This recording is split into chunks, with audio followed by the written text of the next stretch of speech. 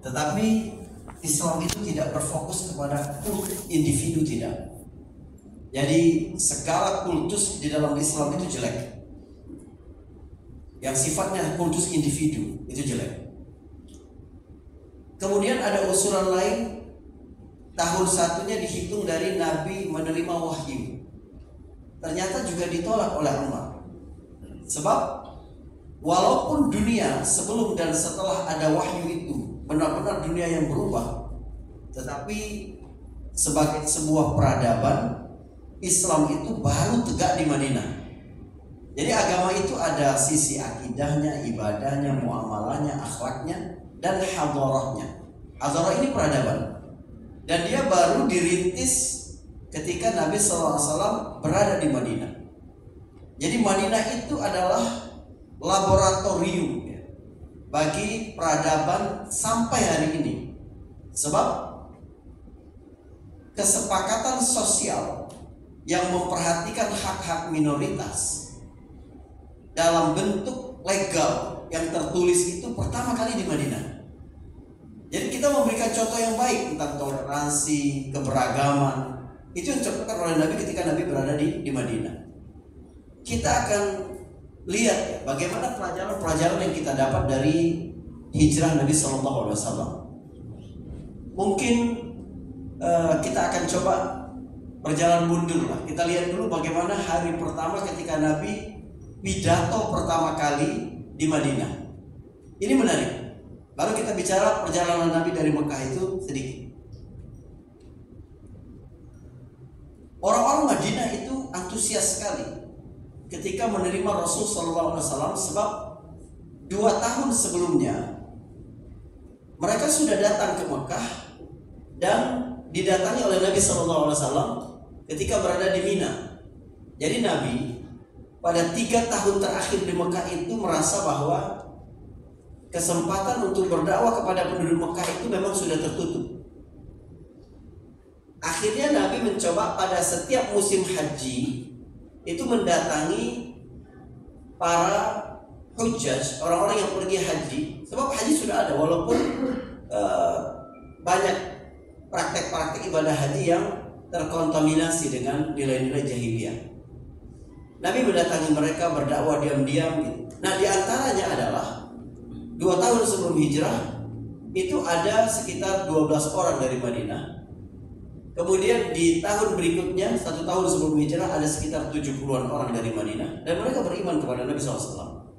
Tentu saja ide yang paling menarik bagi orang Madinah itu adalah ide agama salam, agama yang membawa kepada perdamaian. Sebab mereka ini sedang berada di dalam konflik berkepanjangan antara 2 suku, Aus dan Khazraj di Madinah, yang umur konfliknya itu sudah 300 tahun. Jadi mereka itu sudah letih dengan pertikaian-pertikaian. Tidak ada konflik kecuali itu membuat kalah semuanya. Jadi kita harus belajar dari banyak konflik di dunia ini, apalagi konflik saudara, apalagi karena urusan politik. Jadi kita harus ada bekal yang cukup untuk menghadapi 2024. Karena pasti bakal terjadi perbedaan-perbedaan pilihan gitu, partai, calon presiden, dan lain-lain sebagainya. Maka ajaran Islam diterima dengan antusias. Ketika Nabi hijrah ke Madinah, semua orang berkumpul menyambut Rasulullah SAW, dan Nabi ditunjuk sebagai pemimpin di Madinah. Dia pendatang tapi langsung ditunjuk menjadi pemimpin di Madinah. Anda bisa bayangkan kira-kira apa pidato pertama Rasul Shallallahu Alaihi Wasallam ketika dia setelah dilantik menjadi kepala negara di Madinah. Ini menarik. Buktinya yang paling antusias diantaranya adalah seorang Yahudi bernama Husain bin Salam, yang kemudian masuk Islam berganti nama menjadi Abdullah bin Salam. Abdullah bin Salam ini ikut di antara kepadatan penduduk Madinah ketika menyambut Nabi SAW, dan Nabi mulai pidato pertama kali. Saya kebayang ya, seorang Abdullah bin Salam ini berpikir apa yang ingin disampaikan oleh Muhammad hari pertama dia di Madinah dan langsung ditunjuk menjadi pemimpin di Madinah. Tanggung jawabnya besar sekali. Pidato pertama itu melambangkan arah kebijakan seseorang. Anda bisa bayangkan bagaimana misalnya ketika Presiden Amerika Serikat baru dilantik, lalu kemudian dia berpidato. Itu menyita perhatian seluruh pemimpin dunia, bahkan seluruh penduduk dunia. Disiarkan secara langsung. Kenapa? Sebab Amerika negara kuat. Mereka ingin melihat bagaimana kebijakan pemerintahan yang baru. Maka mereka akan menghitung itu, misalnya Joe Biden ketika pertama kali pidato setelah dilantik, berapa kali dia menyebut Korea Utara, berapa kali dia menyebut Iran, berapa kali dia menyebut Timur Tengah, berapa kali dia gitu. Negara mana yang disebut pertama kali. Arah kebijakan, prioritas, karena itu ditentukan, terlihat pada saat pidato pertamanya. Jadi Abdullah bin Salam itu termasuk di antara ramai orang yang ingin melihat apa sih arah kebijakan yang akan dijalankan oleh Muhammad. Apakah dia akan berpidato isu ekonomi? Sebab isu ekonomi penting sekali. Bayangkan membawa migran sebanyak itu dari Mekah dan aset mereka tertinggal di Mekah. Itu kan pasti menimbulkan suasana baru. Kita jangan pernah berpikir bahwa hijrah itu menyelesaikan persoalan-persoalan, bukan. Justru permasalahan Nabi dan dakwah jauh lebih kompleks setelah hijrah. Kenapa? Di Mekah musuh Nabi cuma satu, yaitu orang-orang musyrik Mekah yang mereka semua masih ada hubungan darah dengan Nabi SAW. Artinya pasti masih ada belas kasih ya, walaupun akhirnya mereka memilih jalan yang kalap karena merasa kepentingan mereka terganggu. Tapi ketika Nabi sampai di Madinah, itu musuh Nabi jadi beragam sekali. Ada dari kalangan Yahudi yang terkenal licik dan merasa bahwa kami adalah pemilik agama yang lebih tua. Ada orang-orang musyrik di Madinah. Ada orang-orang munafik. Ini baru, kelompok baru yang ada Nabi hadapi di Madinah. Karena di Mekah tidak ada orang munafik. Orang Mekah itu terkenal punya sikap kesatria. Kalau nggak suka di depan-depan dia bilang nggak suka. Nggak ada dia manis-manis di depan, tapi hatinya di dalam nggak ada. Nggak ada satupun dari list orang munafik ada orang Mekah. Nah, teman-teman sekalian, kemudian siapa lagi musuh Nabi? Suku-suku kecil yang berada di sekitar Madinah. Lalu siapa lagi? Orang musyrik Mekah masih tetap memusuhi dia. Jangan dianggap bahwa ketika Nabi hijrah meninggalkan Mekah, mereka sudah biarin aja. Udah tenang, kita Muhammad tidak ada lagi. Nggak mungkin. Orang Mekah pasti akan terus mengganggu jalannya dakwah. Apalagi tahu Nabi hijrah ke Madinah. Madinah adalah rute di mana mereka harus melalui ketika mereka berdagang ke Syam. Sementara Syam adalah rute utama perdagangan orang-orang Quraisy yang ketika itu asetnya sudah sampai 250.000 dinar emas, 1/4 juta dinar emas. Coba bayangkan, itu kan kekayaan satu negara ketika itu, dan itu bisa mengganggu mereka. Jadi Nabi sangat berat sekali. Apakah Nabi akan bicara tentang isu ekonomi, atau Nabi bicara isu keamanan, stabilitas, politik, sosial, atau agama karena dia adalah Rasul? Itu yang memantik rasa ingin tahu pada diri Husain bin Salam, yang kemudian berganti nama menjadi Abdullah bin Salam itu. Abdullah bin Salam ini kan akhirnya masuk Islam. Kita perlu tahu ada hal yang unik dari Islamnya Abdullah bin Salam ini. Kita belajar ini dari pribadi Nabi SAW. Jadi ketika Nabi sampai di Madinah, itu orang-orang Yahudi masih belum percaya bahwa Nabi terakhir itu dari bangsa Arab. Sebab bangsa Arab yang benar-benar bangsa terkebelakang, hanya hidup bersuku-suku sehingga tidak ada satupun sistem negara di situ. Bahkan tentara bersama pun tidak ada. Saking primordialnya orang-orang Arab. Itu menghambat kemajuan. Kita lihat Uni Emirat Arab hari ini berada dalam prestasi-prestasi ya, tentu saja dalam ukuran-ukuran duniawi. Itu kenapa? Karena dua emir yang ada di Abu Dhabi dan di Dubai kemudian rela menanggalkan, salah satu rela menanggalkan keamiran mereka, lalu membuat satu negara yang diikuti oleh keemiran-keemiran lain. Makanya dia disebut Uni Emirat, karena banyak emir yang bersatu di situ. Dia kan jadi negara besar. Bagaimana mungkin Indonesia yang sudah merasakan nikmat persatuan dari beragam suku ini kemudian harus tercerai-berai? Kita harus merawat ini bagus-bagus.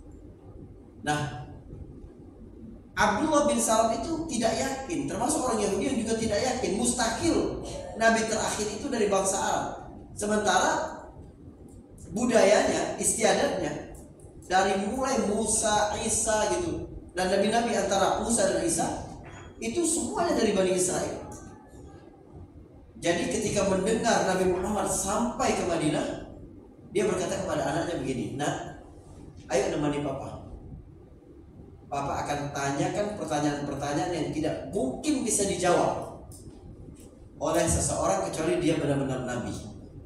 Jadi ada rangkaian pertanyaan yang sudah disiapkan yang tidak mungkin bisa dijawab kecuali Muhammad benar-benar Nabi. Maka pergi dua orang ini, ayah dan anak ini pergi. Pertama kali ketika Abdullah bin Salam berjumpa dengan Nabi, ketika dia masuk pintu, Nabi bersama para sahabatnya, langsung wajah Nabi itu berada di depan dia, berhadap-hadapan gitu. Dia dari pintu begitu, Nabi sedang duduk di depan bersama para sahabat. Dia langsung melihat wajah Nabi begitu. Dia langsung berkata kepada anaknya, "Asyhadu annahu Rasulullah." Aku bersaksi bahwa dia adalah Rasulullah. Anaknya bilang, "Papa, aku belum tanya apa-apa." Kata Abdullah bin Salam, di depan kita itu adalah wajah yang tidak memiliki sedikit pun gurat kebohongan di air mukanya. Subhanallah. Artinya terpancar kejujuran Nabi itu dengan sangat kuat. Bahkan orang belum berinteraksi, hanya melihat wajah Nabi sudah tahu itu adalah wajah orang yang jujur. Nah, Abdullah bin Salam ini termasuk yang mengintip-intip. Pertama, melihat apa pidato pertama Rasulullah ketika dia diangkat menjadi pemimpin di Madinah. Rupanya Nabi hanya berpidato singkat sekali.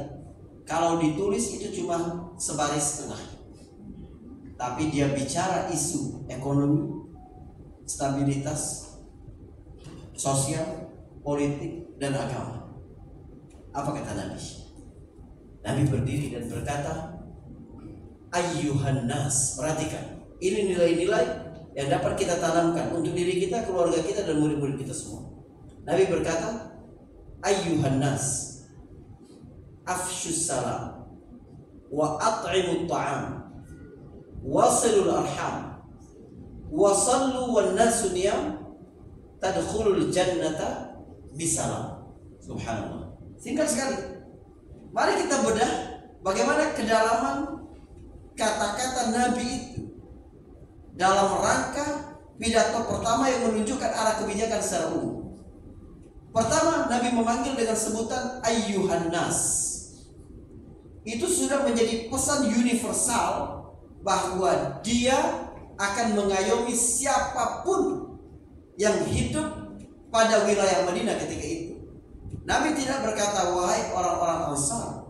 Nabi tidak berkata ya ayyuhal muslimun, hai orang-orang muslim, tidak. Atau Nabi memanggil ya ayyuhalladzina amanu, tidak. Tapi Nabi panggil seluruh manusia. Dari siapapun yang merasa dirinya anak keturunan Adam, maka dia akan masuk pada arah kebijakan prioritas Nabi SAW dalam memerintah. Sebuah pesan yang sangat kuat tentang pengakuan akan keragaman di satu negeri. Nabi panggil ya ayyuhan nas. Lalu Nabi berkata, afshus salam. Tebarkanlah kedamaian. Ini adalah satu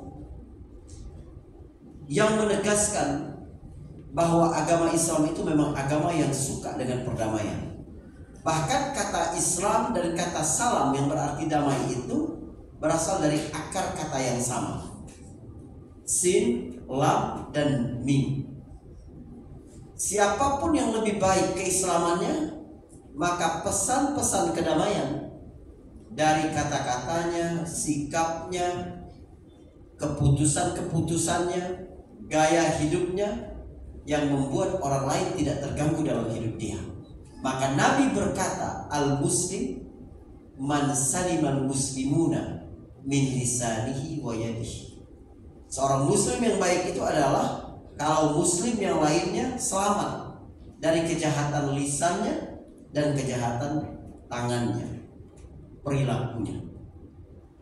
Kita mesti menjadi duta-duta salam, ya. Kita harus menjadi duta-duta perdamaian. Ketika kita menyebut, mengidentifikasikan diri kita itu sebagai muslim. Sebab ada banyak ayat dan kenyataan-kenyataan dalam sejarah Nabi yang kemudian disalahpahami dengan sengaja oleh musuh-musuh Islam untuk menyebutkan bahwa agama ini adalah agama yang suka dengan peperangan dan kekerasan. Orang-orang kalau gaji tanggung itu jadi teroris, ngebom, benci dengan seluruh yang di luar diri mereka, di luar kelompok mereka.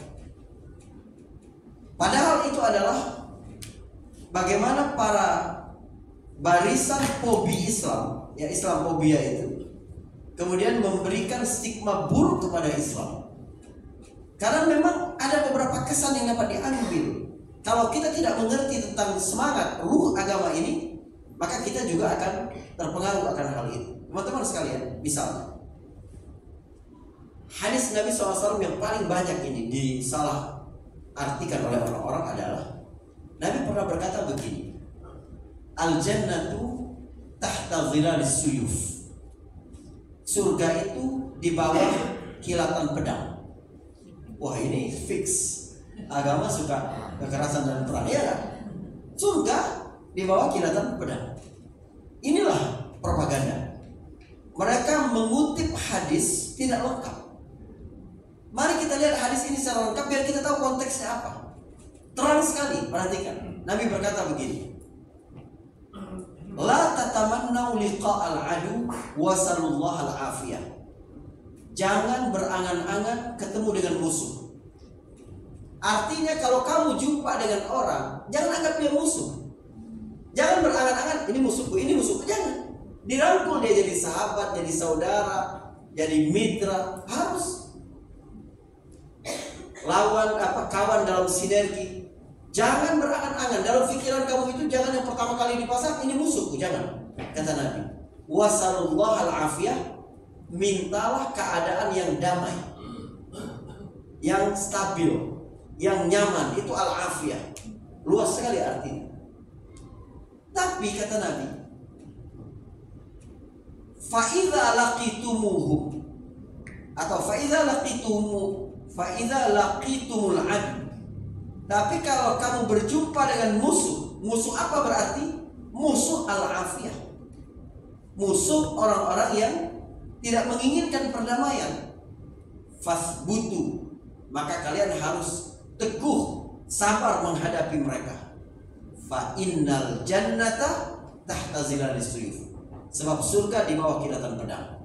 Artinya, untuk mempertahankan kondisi yang nyaman, aman, stabil, sejahtera, pasti ada musuh-musuhnya. Orang-orang yang punya kepentingan, para kapitalis, pemilik modal besar, para bisnis senjata, ya, para pemilik bisnis senjata, itu pasti ingin suasana dunia tidak damai. Itu harus kamu perangi. Kamu harus sabar itu, walaupun kamu harus mati, karena surga berada di bawah kilatan pedang. Untuk apa? Untuk menegakkan perdamaian. Itu hadisnya. Lalu orang melihat misalnya dari kehidupan Nabi SAW, bahwa kehidupan Nabi itu penuh dengan peperangan. Padahal sebenarnya tidak.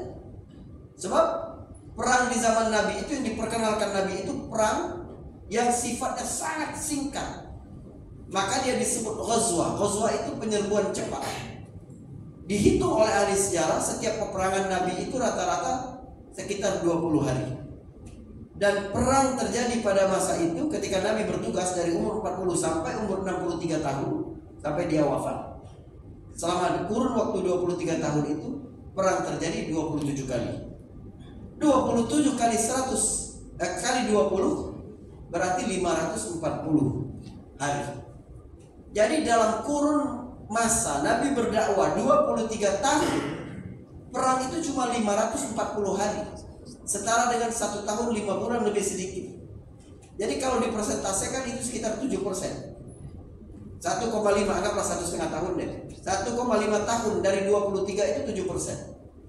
Dan ayat Al-Quran yang berbicara tentang jihad, kemudian qisas, hudud, perang, itu dari 6.236 ayat hanya sekitar 400 ayat, yang juga berarti 7%. Itu agama.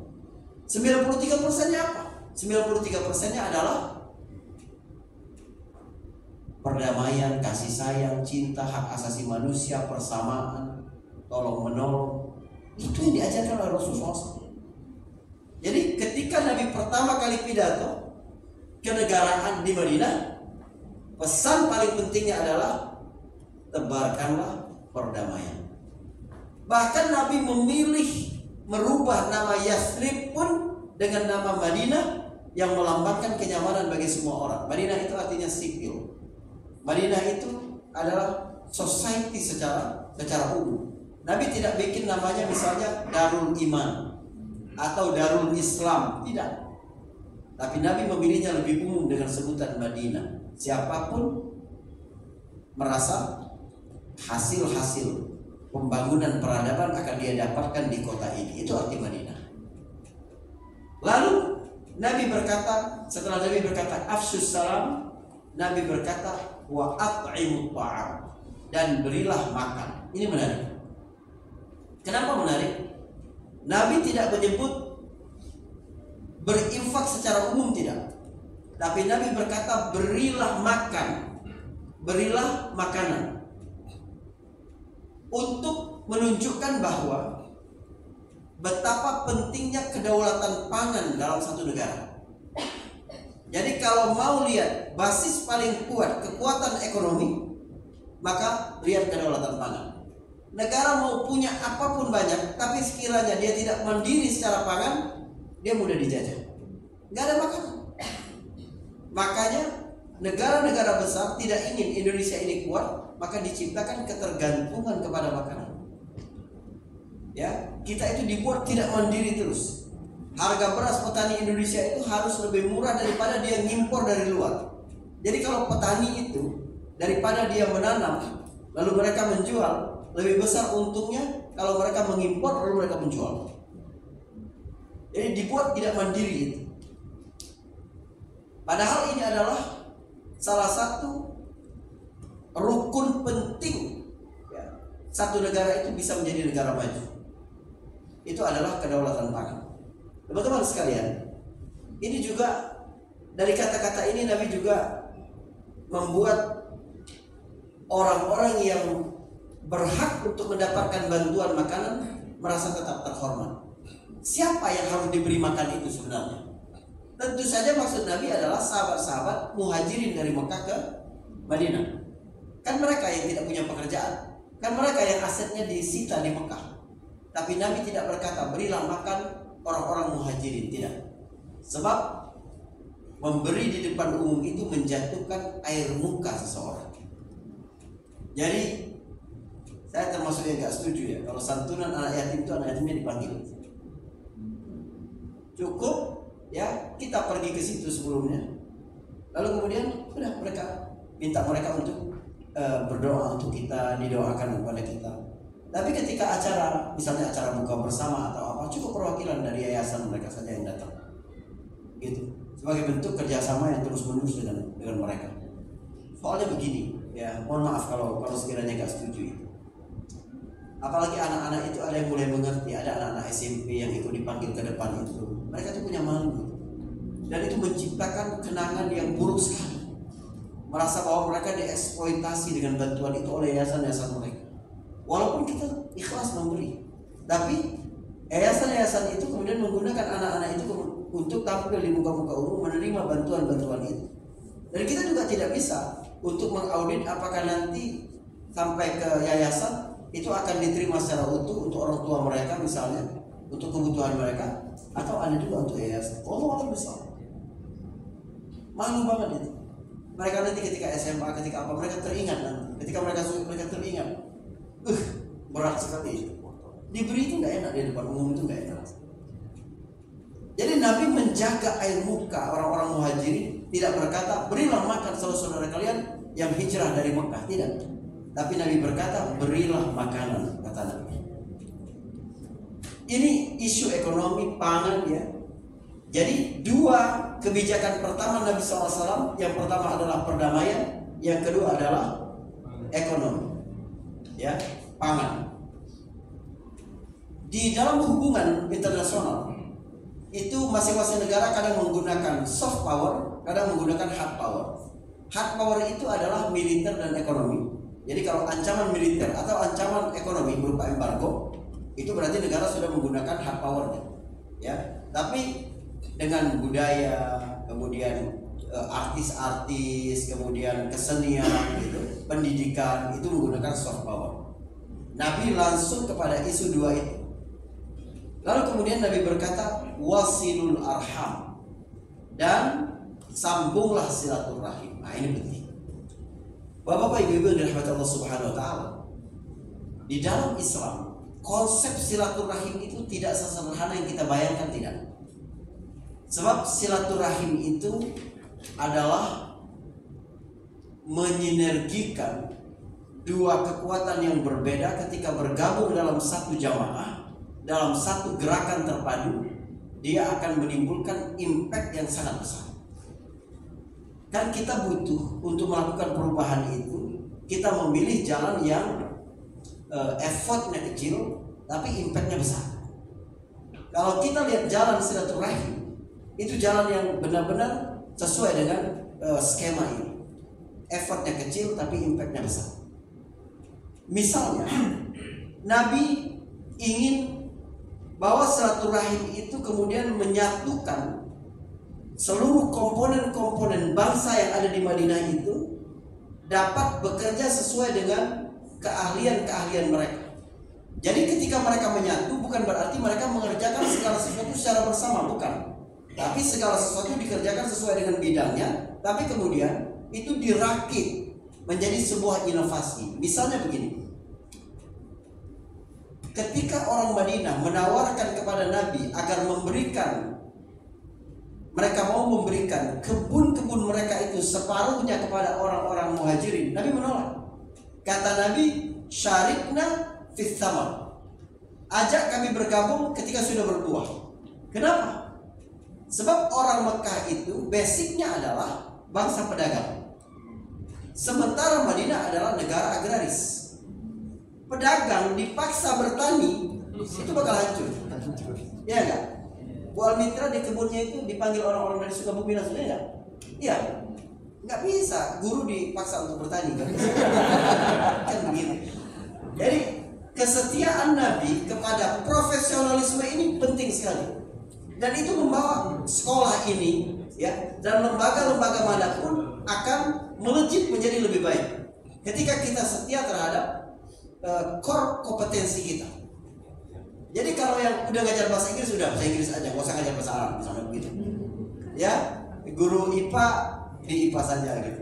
Nah, dan lain-lain sebagainya. Jadi ini kan spesialisasi bidang yang dikenakan oleh Rasul. Kata Nabi, syarikna fis thamar, kami libatkan ketika di buah. Jadi yang bekerja sebagai petani tetap orang Madinah, tapi ketika berdagang kasih saudara kalian orang Makkah, karena dia pintar di situ.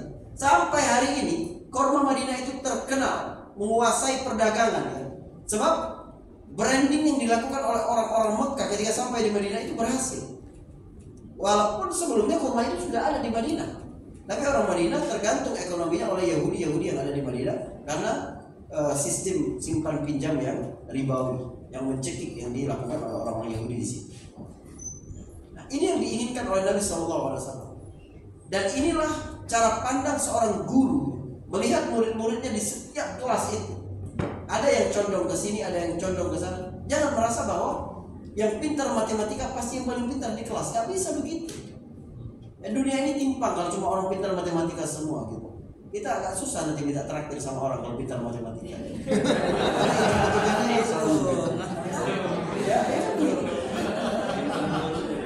Jadi, Bapak Ibu dan saudara, kesetiaan kepada core kompetensi yang diajarkan oleh Nabi SAW ini menarik. Pada saat Nabi membangun Masjid Nabawi di Madinah, itu Nabi memperhatikan kerja para sahabat ketika mengadon tanah. Nabi gak puas.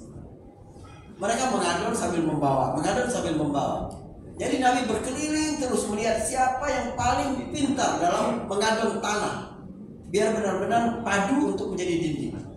Nabi dapati seorang dari Bani Hanifah. Begitu Nabi lihat itu, Nabi berkata kepada para sahabat, Da'i turab akhakum min Bani Hanifah atau kama. Biarkan tanah yang ngurusnya adalah saudara kalian dari Bani Hanifah. Kalian cukup angkat saja. Jadi itulah rantai inovasi. Kan begini, inovasi itu adalah rantai yang tidak terputus.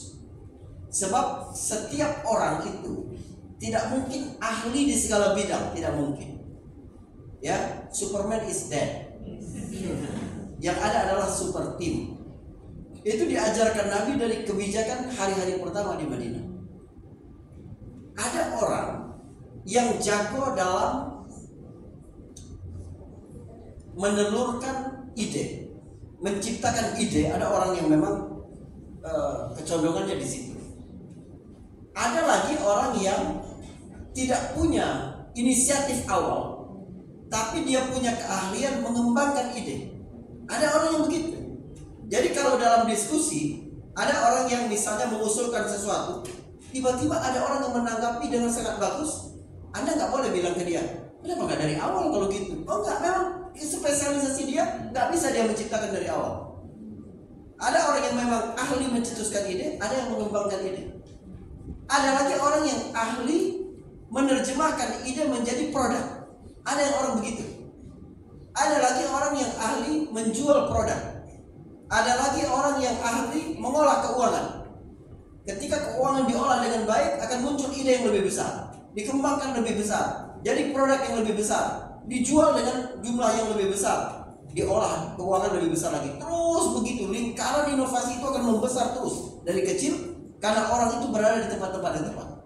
Jadi ada orang yang punya keahlian menciptakan ide, mengembangkan ide, menciptakan produk, menjual produk, mengolah keuangan. Ada orang yang tidak punya itu semua, tapi dia punya keahlian melihat orang ini cocoknya di sini, orang ini, itulah pemimpin, itulah leader. Dia dapat melihat secara tepat di mana posisi-posisi, ya, sehingga dia meletakkan orang pada tim itu dengan cara yang tepat.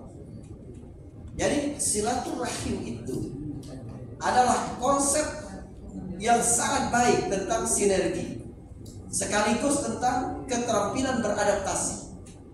Ya, di dalam Islam banyak sekali Nabi mengajarkan tentang konsep-konsep beradaptasi pada peran yang berbeda.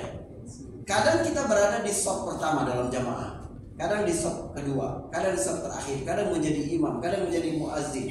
Itu kan peran yang berbeda-beda, dan itu butuh adaptasi. Gitu. Ya, di masjid yang sempit begini, di masjid yang besar ruangan untuk perempuannya begini, di masjid yang memang harus bersebelahan begini, itu konsep dalam Islam. Begitu juga dalam berdakwah, mengajar. Setiap anak itu punya kecenderungan yang berbeda-beda. Maka kita mesti melihat mereka, dekat dengan mereka, biar kita tahu cara masuk setiap anak itu berbeda-beda. Itu namanya klasifikasi sikap. Nabi punya contoh yang banyak sekali tentang hal itu, dan itu tidak munafik, ya. Ketika kita membeda-bedakan seseorang dengan yang lain, bagaimana bersikap kepada yang satu tidak sama dengan yang lain, itu bukan munafik. Kalau Anda menyimpan sesuatu yang buruk lalu menampakkan yang baik, itu munafik. Tapi kalau klasifikasi sikap itu adalah keterampilan bergaul tingkat tinggi. Nabi pernah di rumahnya begini. Nabi duduk, kemudian sebagian dari kaki Nabi itu tersingkap. Tiba-tiba rumahnya ada yang mengetuk. Kata Nabi, coba lihat siapa? Aisyah lihat. Kata Aisyah, Abu Bakar. Izinkan dia masuk, kata Nabi. Abu Bakar diizinkan masuk. Nabi tetap dalam keadaan seperti itu, terbuka sebagian pahanya. Lalu kemudian pintu juga diketuk. Ya, Nabi tanya lagi, coba lihat siapa? Umar. Nabi persilakan masuk dan Nabi tetap begitu. Kemudian pintu diketuk lagi. Nabi tanya siapa? Dilihat ternyata Utsman. Nabi tutup bagian kakinya yang terbuka, baru Nabi izinkan buka pintunya untuk Utsman. Ketika mereka ini pulang, Aisyah tanya ke Rasulullah, ya Rasulullah, kenapa kau memperlakukan Utsman berbeda dengan Abu Bakar dan Umar? Kata Nabi, bagaimana aku tidak malu kepada orang yang malaikat pun malu kepada dia. Nabi nggak mau Utsman itu risih ngelihat itu, kok kebuka sih dekat lutut Nabi begitu. Utsman begitu. Ada orang yang memang sensitif pada hal-hal yang menurut kita biasa. Jadi jangan seenaknya kita berkata, gitu aja baperan, jangan. Ada memang orang yang sensitif. Ya boleh itu. Dunia ini kalau kita pandai dalam klasifikasi sikap, ya, itu kan kemampuan beradaptasi dalam pergaulan yang luar biasa. Itu aman dunia. Gitu. Teman Anda yang malas, nggak usah disuruh-suruh. Dia kan malas karena disuruh, coba nggak disuruh nggak malas.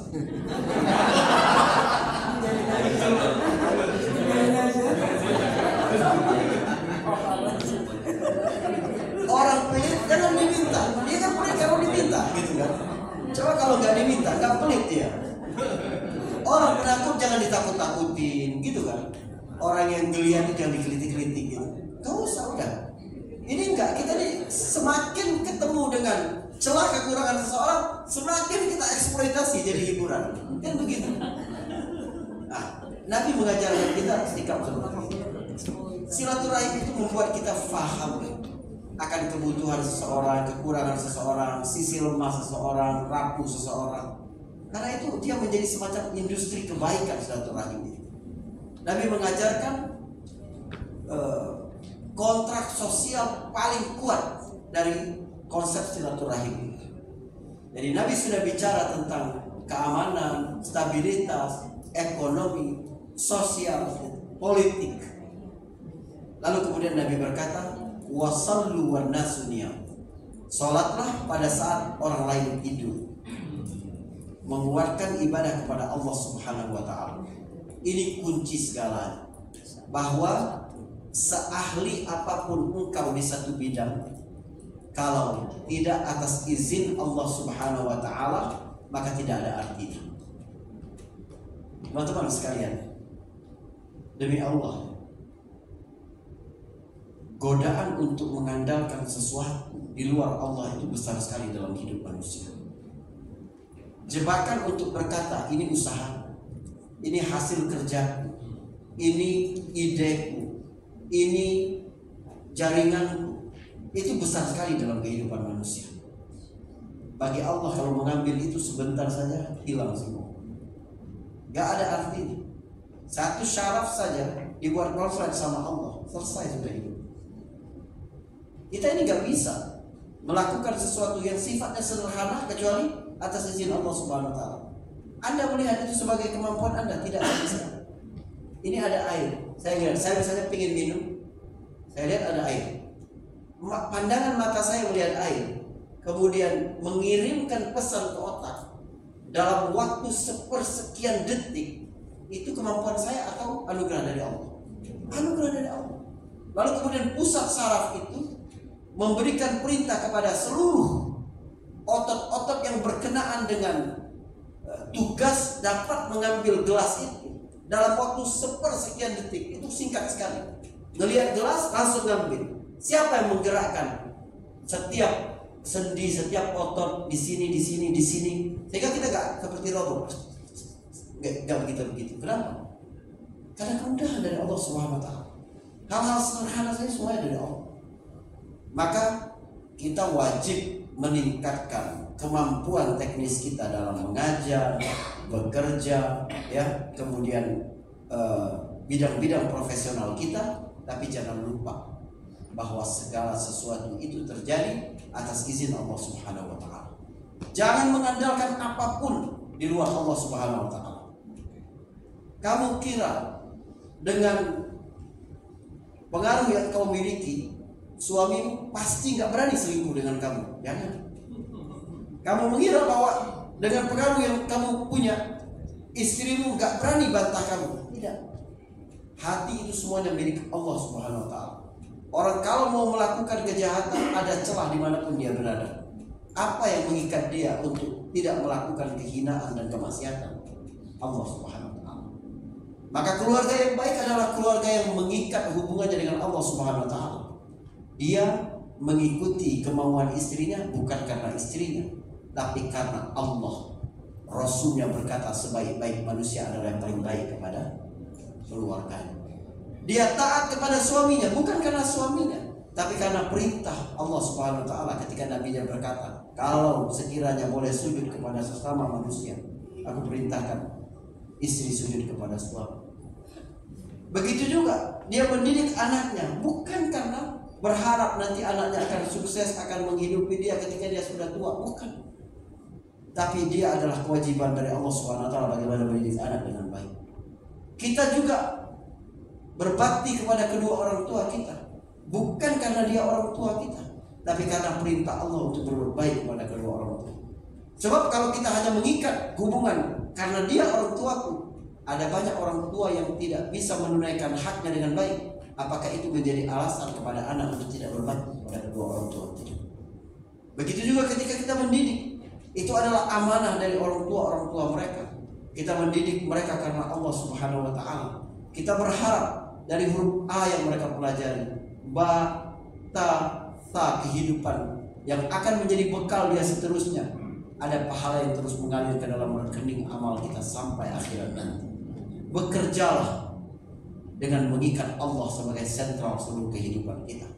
Kuatkan segalanya kepada Allah Subhanahu wa taala, karena kita bahkan pertama kali lahir di dunia ini tidak memiliki sehelai benang, tidak memiliki pengetahuan dan keterampilan.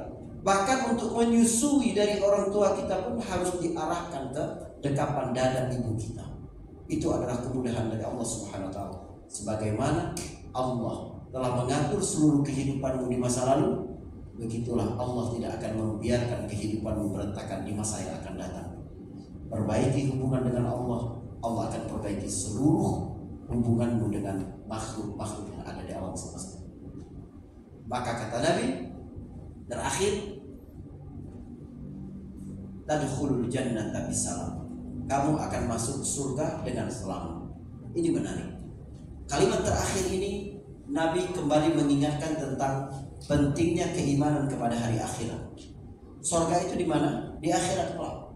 Teman-teman sekalian, kepercayaan kepada yang gaib itu benar-benar energi yang membedakan orang mukmin dengan selain mukmin. Anda bisa bayangkan seseorang yang menyerahkan zakat hartanya, misalnya 500 juta, 1 miliar, dia serahkan. Setelah itu terserah badan amil zakat itu akan mendistribusikan kemana itu. Kalau orang tidak beriman, mustahil dapat melakukan itu. Kenapa? Dia sudah bekerja, dia sudah menyimpan uangnya, dia sudah mengolahnya, kemudian diberikan begitu saja dan hilang. Kenapa dia bisa begitu?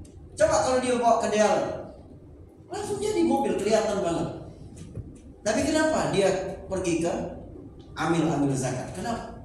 Karena dia percaya dengan surga, dia percaya dengan neraka.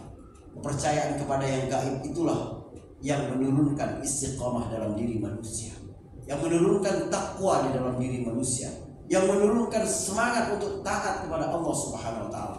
Kita bekerja, mengajar, menjaga nama baik sekolah ini, terus menjaga ukhuwah satu sama lain. Kenapa? Karena kita harap kita nanti juga disatukan di surga Allah Subhanahu wa taala. Mungkin ini pengantar diskusi kita pada sore hari. Terima kasih. Ya baik, Bapak Ibu. Seru ya? Masya Allah. Tadi itu pidato Rasulullah saat berada di Madinah, baru pidatonya luar biasa ya. Baik, mungkin ada banyak pertanyaan yang ingin disampaikan, begitu ya Ustaz ya? Ya, silakan. Ayo angkat tangan. Bertanya maksudnya, bukan hanya angkat tangan saja. Ini Ustadz Faris sedang akan menguji nih guru-guru tugasku ini bisa tanya enggak?